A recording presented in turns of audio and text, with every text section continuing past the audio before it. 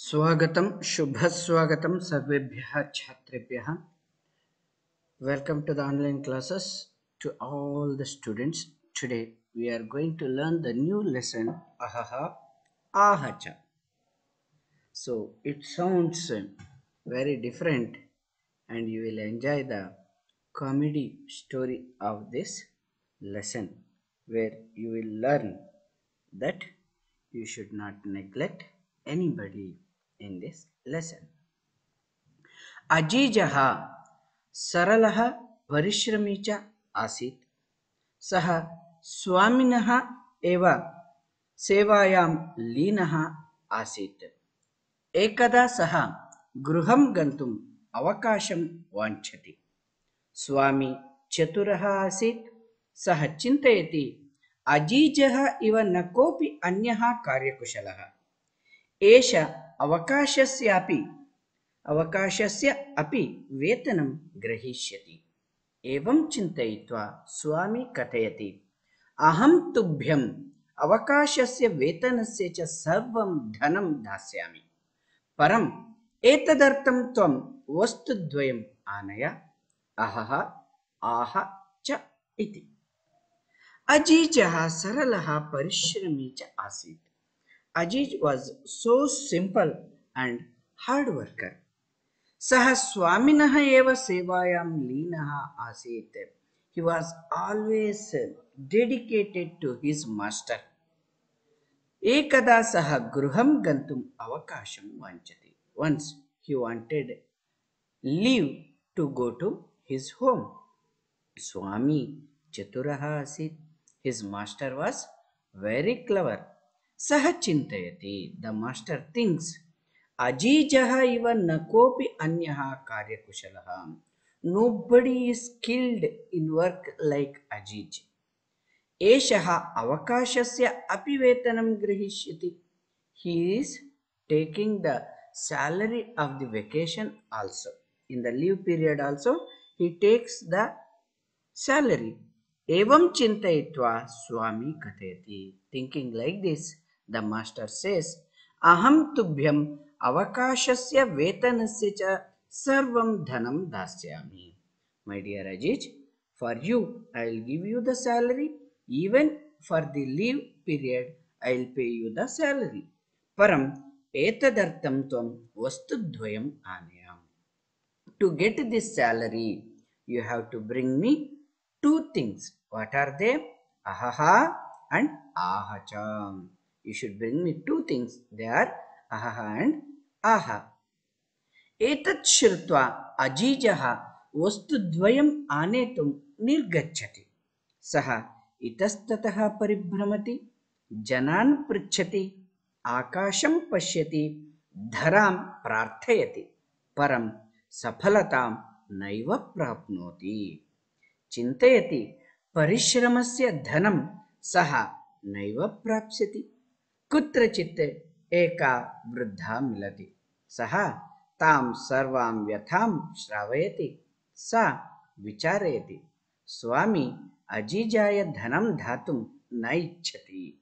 सा तं कथयति, अहं तुभ्यं वस्तुद्वयं ददामि, परं द्वयम् एव बहुमूल्यकं वर्तते.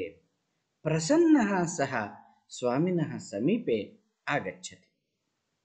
After listening, etat shrutva Ajijah vastudvayam anetum nirgachati.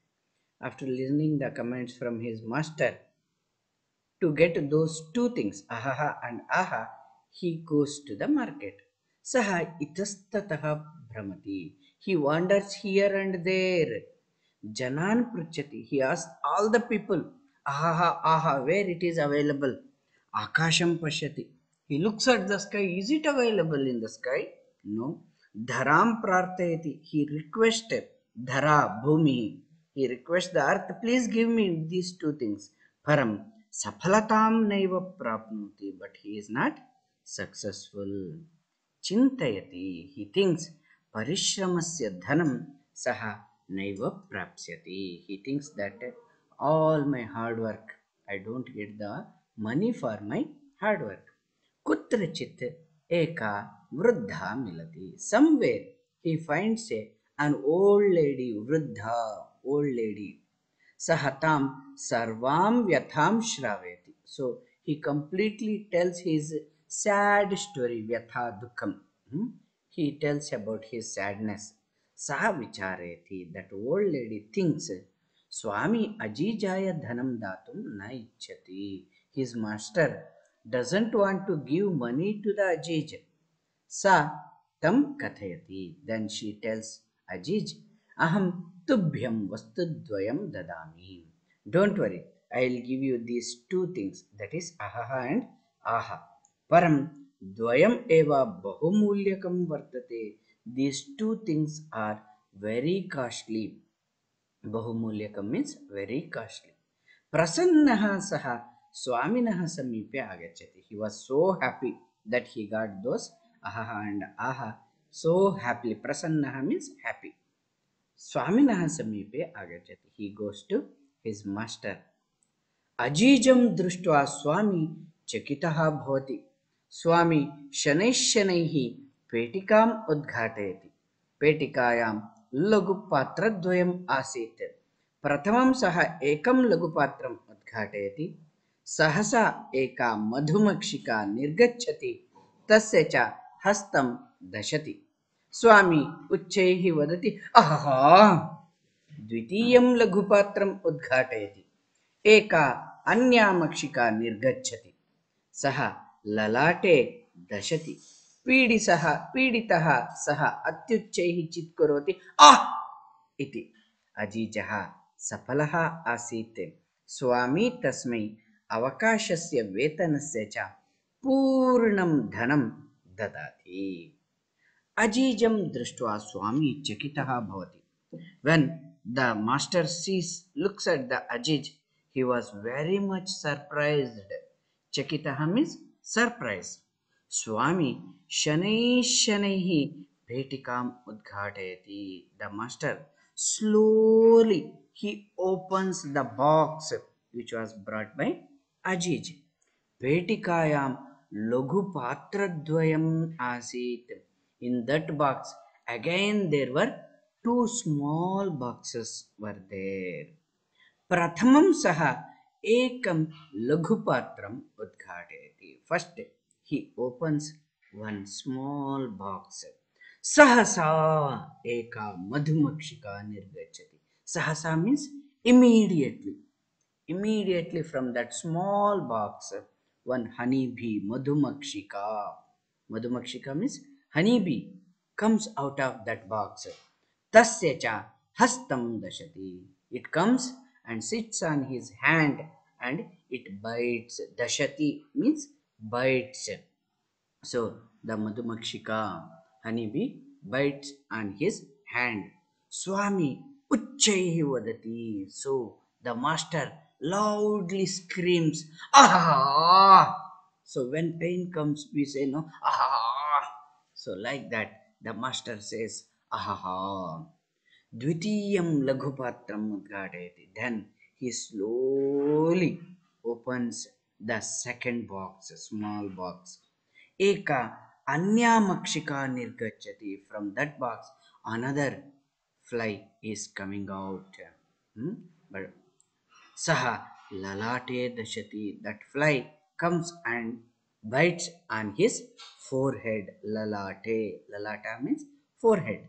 It bites on the forehead. Piditaha saha. So much with pain. Atyuchaihi chit karoti. With loudly he screams, ah! He screams, ah!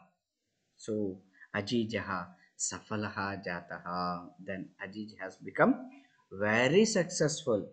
Swami Tasmai Avakashasya Vetanasya cha Purnam Dhanam Dadati. So the owner gives him complete money of what he has worked and for money of his vacation. Both he will get.